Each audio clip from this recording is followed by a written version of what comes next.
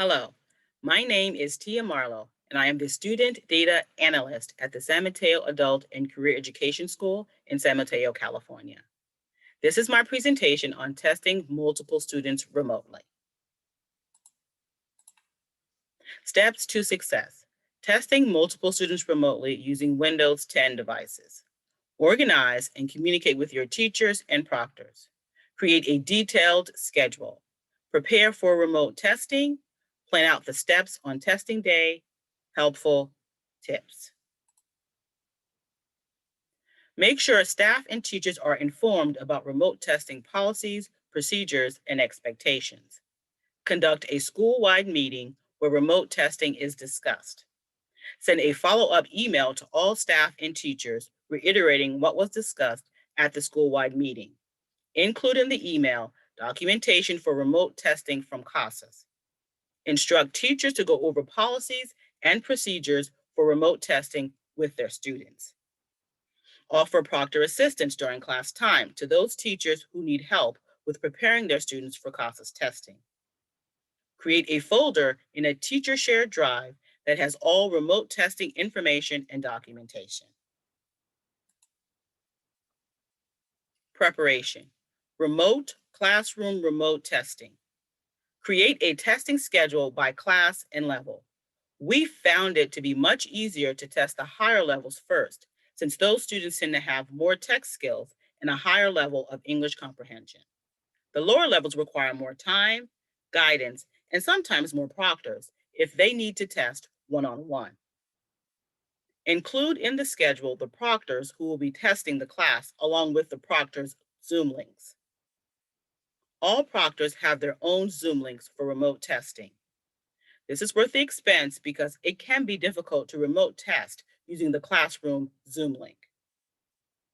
Give the teacher the phone number of the proctor in case problems occur. At our school, our proctors are comfortable with sharing their phone numbers with teachers. Email the schedule to all staff and teachers so that everyone is aware of which classes are testing on which days. A few days before remote testing. A few days before remote testing, send the teacher a reminder email of what to expect the day of testing. We ask our teachers to make sure every student has their student ID number. We also ask teachers to remind students to be patient when they come to test because it can be a long process. Day of testing. On the day of classroom testing, 2 proctors are assigned. They can test up to 10 students, 5 students per proctor.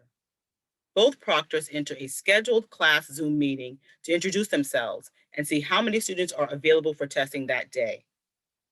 If there are more than 10 students available to be tested, the proctors select 10 to be tested that day and schedule the rest for another testing time. The proctors divide the students into 2 groups of 5 and assign each group to a proctor. The proctors then put their own Zoom links in the chat and instruct the students to click the appropriate link in 5 minutes. The students enter the main room of the proctor's Zoom meeting. Most of the agreements, Part B, Step 1 in the guidelines, can be done in the small group in the main room, getting individual agreement from each student, except verifying the student ID and the room scan. The proctor puts the eTest's online website URL in the chat and instructs the students to click that link. The proctor instructs the students to click the Take a Test button and then register their own computer as the testing station. Follow the instructions on page 7 of the Approach to Remote Testing Guidelines to do this using a station registration code. Each student is then put into a breakout room.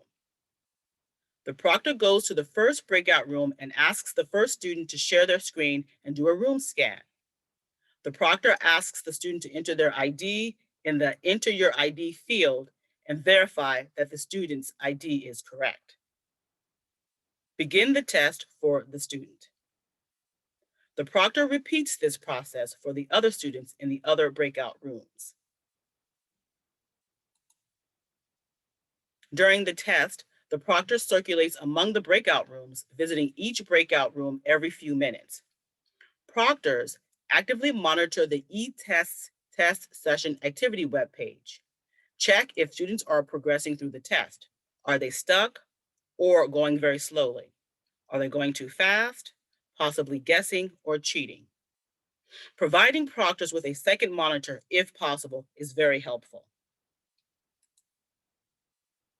We have 4 types of scheduled testing: remote classroom remote testing, remote classroom makeup remote testing, drop-in remote testing, on-site in-person testing.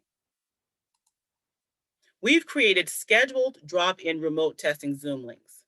These Zoom links are available morning, afternoon, and evening. Teachers are instructed to give the Zoom links to students who missed taking their test during the classroom testing time. Our drop-in testing Zoom link testing times are in 3-hour blocks. ESL and high school diploma GED students are welcome. Tips: have your attendance application open. We use ASAP. This is helpful if a student shows up and doesn't have their ID number. Have TE open. This is helpful if there is a new student that for some reason didn't get exported into TE. You can add them manually and get them tested. Have a backup proctor available in case the lead proctor runs into problems or needs help. Again, this is Tia Marlowe from the San Mateo Adult and Career Education School in San Mateo, California. Thank you.